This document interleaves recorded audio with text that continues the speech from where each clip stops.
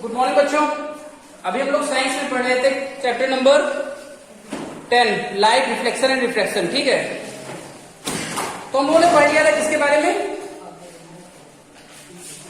Spherical mirrors के बारे में, रिफ्लेक्शन कैसे होता है, लॉज ऑफ रिफ्लेक्शन के बारे में, ये सब पढ़ लिया था। हम लोग पढ़ेंगे image formation by concave mirror for different position of the object.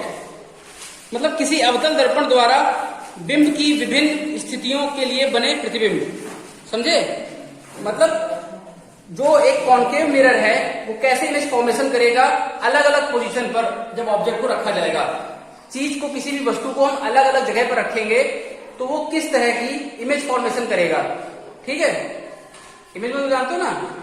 हाँ, ठीक है, प्रतिबिंब।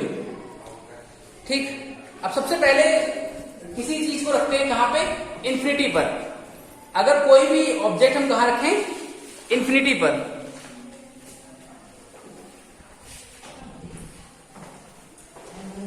जैसे ये बना एक कॉन्केव मिरर,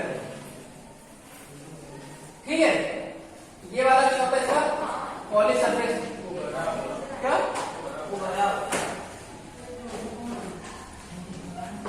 कॉन्केव का अंदरूनी भाग होता है, याद रखना। कॉन्वेक्स का जो होता है ये वाला भाग पॉलिश होता है, और कॉन्केव का ये वाला भाग पॉलिश होता है।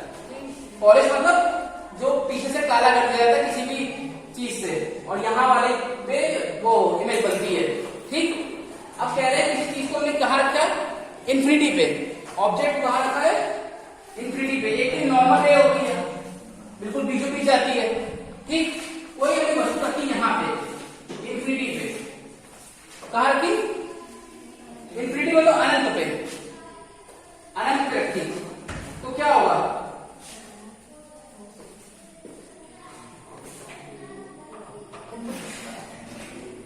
ठीक है, तो कोई ऑब्जेक्ट ने कहां रखा? इन्फिनिटी पे। इन्फिनिटी मतलब अनंत पे, तो उसकी इस तरह से जाएगी।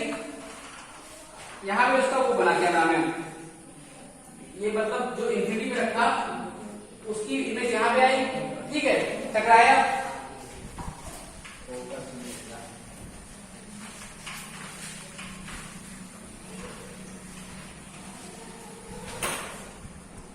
ये ऐसे कुछ है ऑब्जेक्ट, तो यहां लगा क्या बन रही है इसकी इमेज। इमेज यहां बनती है, क्या कहते हैं? फोकस। फोकस। तो लिखोगे क्या? लिखोगे जब कोई चीज लिखो इस पे, जब बिंब की स्थिति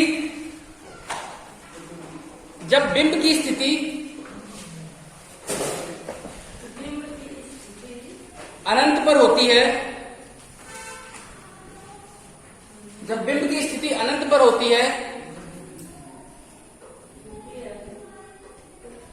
तब प्रतिबिंब मुख्य फोकस पर बनता है। तब प्रतिबिंब मुख्य फोकस पर बनता है।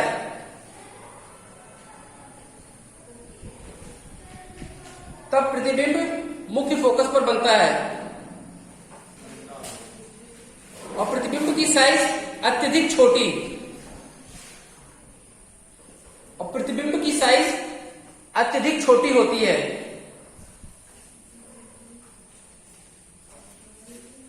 प्रतिबिंब की साइज अत्यधिक छोटी होती है। और प्रतिबिंब की प्रकृति, नेचर ऑफ इमेज कैसा होता है? वास्तविक और उल्टा। प्रतिबिंब की प्रकृति, प्रतिबिंब की प्रकृति मतलब नेचर, प्रतिबिंब की प्रकृति वास्तविक और उल्टा होती है, और उल्टा होती है। इस तरह से क्वेश्चन बन सकता है कि अगर किसी वस्तु को हमने कॉन्केव मिरर के सामने अनंत पर रखा तो एक नंबर में क्वेश्चन बन सकता है, बिल्कुल बन सकता है। तो उसका प्रतिबिंब की स्थिति कहां होगी? तो तुम लोग जवाब दोगे मुख्य फोकस F पर। अब पूछ लिया कि प्रतिबिंब की साइज कैसी होगी, तो अत्यधिक छोटी होगी। अगर पूछ लिया गया प्रतिबिंब की प्रकृति कैसी होगी, तो वास्तविक और उल्टा। ठीक है,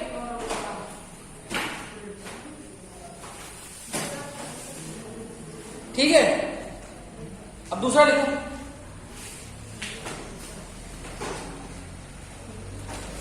अब इसी तरह मानो जो अगली बार हमने क्या किया, बियॉन्ड सी, मतलब सी के पीछे अगर बिंब की स्थिति है वक्रता केंद्र सी से परे, वक्रता केंद्र जो सेंटर ऑफ कर्वेचर है उससे जस्ट पीछे है, वक्रता केंद्र को सेंटर ऑफ कर्वेचर बोलते हैं ना, वक्रता केंद्र सी से परे है। अब बिंब की स्थिति क्या है, वक्रता केंद्र सी से परे, लिखो अगर बिंब की स्थिति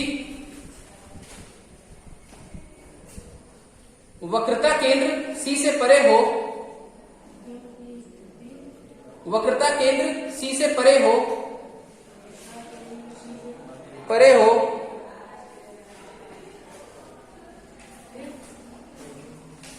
तो प्रतिबिंब की स्थिति F और C के बीच में पड़ेगी, तो प्रतिबिंब की स्थिति F और C के बीच में पड़ेगी, F और C के बीच में पड़ेगी। और प्रतिबिंब का साइज छोटा होगा और प्रकृति वास्तविक और उल्टा छोटा होगा, साइज छोटा होगा और प्रकृति जो होगी प्रतिबिंब की वो वास्तविक होगी और उल्टी होगी, और उल्टी। ये बिल्कुल गारंटी है, इससे क्वेश्चन आएंगे।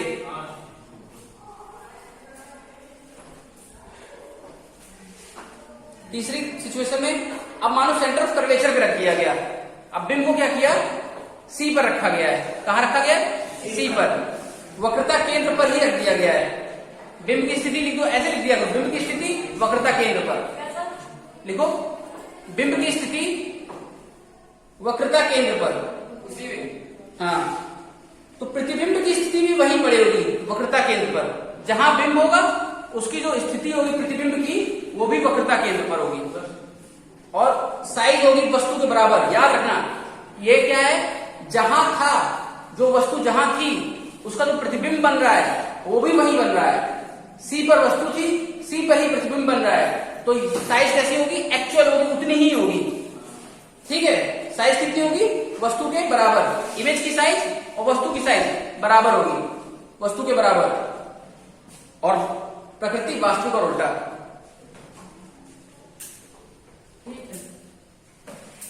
समझ में आया? अब मानो रख दिया इस पे, अब सी और एफ के बीच में रखा है, फोकस और सेंटर ऑफ कर्वेचर के बीच में, सी और एफ के बीच में है। ठीक, अब बिंब की स्थिति कहां है, सी और एफ के बीच में, तो प्रतिबिंब कहां बनेगा, सी और अनंत के बीच में। सी तो एफ के पीछे था ना, सी और अनंत के बीच में, सी यहां कहीं था, सी यहां कहीं होता है, सी और अनंत मतलब एकदम अंत के, अंत कहां होता है, सी और अनंत के बीच में, अनंत यहां तक कहीं पे भी है, यहां कहीं बनेगी इमेज। ठीक है, सी और एफ के बीच में जब बिंब की स्थिति होगी तो प्रतिबिंब की स्थिति कहां आएगी, वक्रता केंद्र सी और अनंत के बीच में,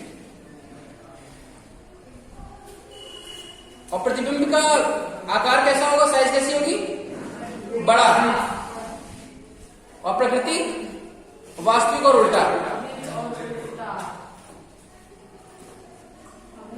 अब मानो मुख्य फोकस एफ पर रख दिया गया, अब जो वस्तु है उसे कहां रखा गया है, एफ पर, यहां रख दिया गया है। ठीक है, वस्तु को एफ पर रखा गया है, तो सीरीज का जब इतना करीब आ जाएगा तो जो उसकी इमेज होगी वो बहुत बड़ी बनेगी और अनंत में दिखेगी नहीं। कहां बनेगी, अनंत पर, और इसकी प्रतिबिंब की साइज कैसी होगी, अत्यधिक बड़ी, और प्रतिबिंब का प्रकृति कैसी होगी, वास्तविक और उल्टा। ठीक है,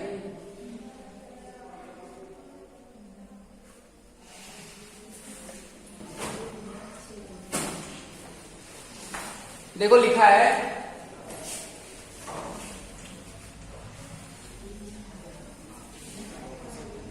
लिखा है मुख्य फोकस एफ पर, एफ पर कोई चीज है, ठीक, ये ठीक, इसका यहां पड़ेगा तो ये जाके कहां जाएगी, ऐसे कहीं निकल जाएगी दूर। तो इमेज इसकी कहां बनेगी, कहीं फोकस नहीं बनेगी इसकी इमेज। इमेज बनेगी कहीं इमेजिनरी, मतलब वहां क्या बोलते हैं अनंत पर। अनंत क्या कहते हैं, इन्फिनिटी पर।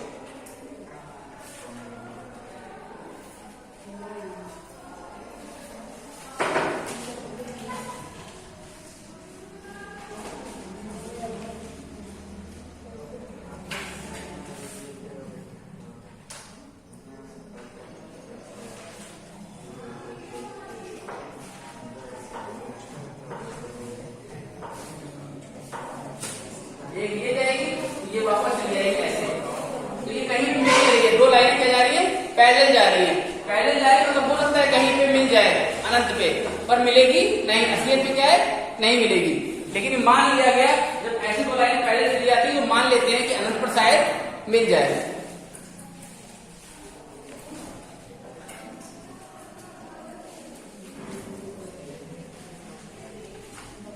ये सारी सिचुएशन किसकी थी, कॉनकेव मिरर्स की थी। किसकी थी, कॉनकेव मिरर की। कॉनकेव मतलब अवतल, अवतल दर्पण का था सब, ठीक है। उनका तुम्हारे बुक में पूरे दिए 6 की 6 रिप्रेजेंटेशन दिए बुक में। हाँ।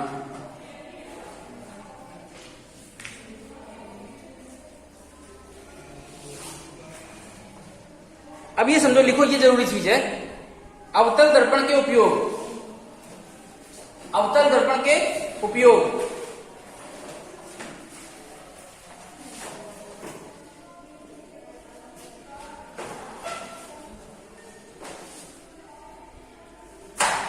बड़ी फोकस दूरी तथा बड़े द्वारक का अवतल दर्पण,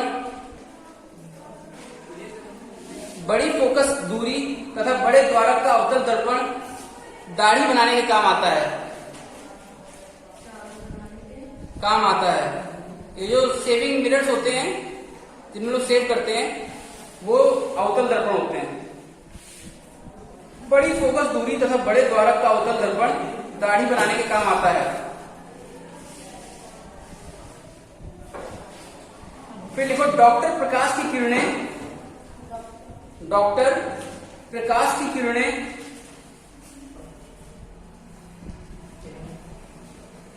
छोटे अवतल दर्पण से परिवर्तित करके,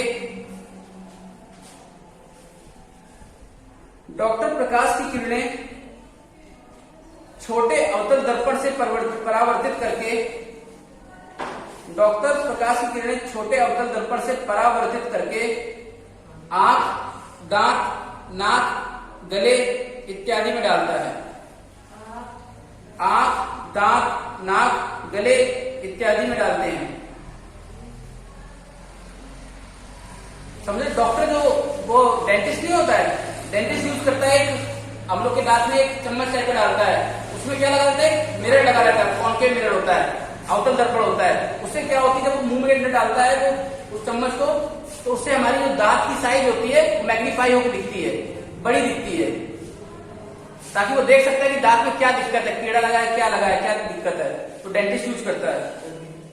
आगे लिखो, अवतल दर्पणों का उपयोग टेबल लैंपों में किया जाता है। टेबल लैंपों में किया जाता है, टेबल लैंप।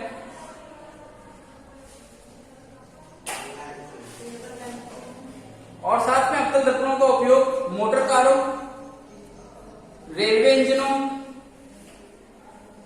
स्टीमरों, स्टीमर होती है जो पानी में चलती है, स्टीमर तथा सर्च लाइट के लैंपों में परावर्तक के रूप में होता है।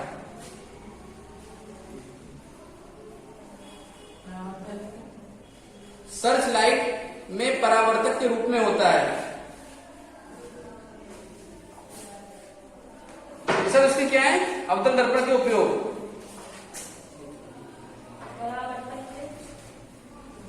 परावर्तक के रूप में होता है।